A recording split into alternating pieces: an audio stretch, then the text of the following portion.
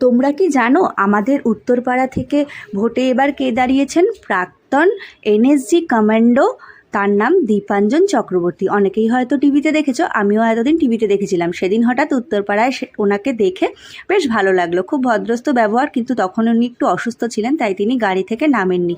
তো যাই হোক, ওনার সাথে প্রথমেই দেখা হলো পুকুকে আনতে যাওয়ার সময়। আনতে গেছিলাম, তার একটা কারণ হচ্ছে আমাদের গাড়িটাকে স্টিকারিং করানোর ইচ্ছা ছিল। তাই পুকু আর পুকুর বাবা কয়েকদিন আগেই আর কি একটা নাম লিখতে দিয়ে এসেছিল। আর উত্তরপাড়ায় যারা থাকো তারা তো চেনই, এই শাহরুখদার কাছে। শাহরুখদা আগে নিজেই হাতে কেটে এগুলো করতো, এখন মেশিনের দ্বারাই অনেক কিছু করেন। তো যাই হোক, উনি অনেক বছরের পুরনো। 2008 সালে আমাদের একটা বাইক ছিল, সেটাও উনি স্টিকারিং করেছে। এবারও একটু হালকা ফুলকা স্টিকারিং করার ইচ্ছা ছিল পুকুর আর পুকুর বাবার। এসব সম্বন্ধে আমার কোনো রকম আইডিয়াই নেই, তাই পুকু নাকি নাম দিয়ে এসেছিল, সেই নামগুলোই লাগানোর পালা। তো এই হচ্ছে গাড়ি, আর সামনের লাইটটাও একটু চেঞ্জ করেছে কালার, মানে আমাদের ভারতের তিরঙ্গা করে দিয়েছে, অরেঞ্জ, সাদা আর সবুজ।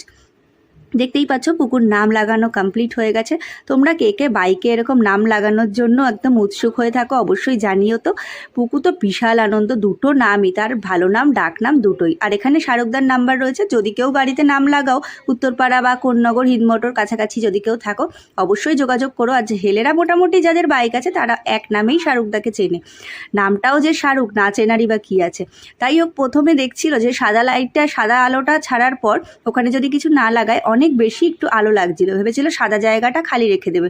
তারপরে ওখানেও স্টিকারিং করতে হলো, নইলে চোখে বড্ড আলোটা লাগছিল। তারপর বললাম একটা চক্র লাগিয়ে দিতে, পতাকার কমই হবে না। তো ভীষণ ভালো লাগছিল সামনে থেকে, বেশি হিজিবিজি ভালো লাগে না, তাই দিনের বেলা তোমাদের একটু দেখালাম। কেমন লাগলো তোমরা কিন্তু অবশ্যই কমেন্টে জানিও আমাদের গাড়িটার নতুন লুক। আজকের মতন এইটুকুই, টাটা।